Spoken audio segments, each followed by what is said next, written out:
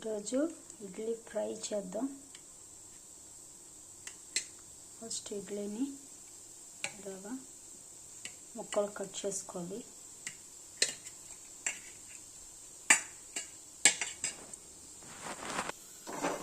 ఇడ్లీ ఫ్రైకి ఫస్ట్ నూనె వేసి ఇలాగా నూనె వేసి ఫస్ట్ ఇడ్లీని ఇలా ఫ్రై చేయాలి. ఇడ్లీని ఇలా వేయించాలి. వేయించాక దీని మీద గన్ పౌడర్ వేయాలి. ఇడ్లీ పొడి అని కూడా అంటారు కదా, గన్ పౌడర్ వేయాలి.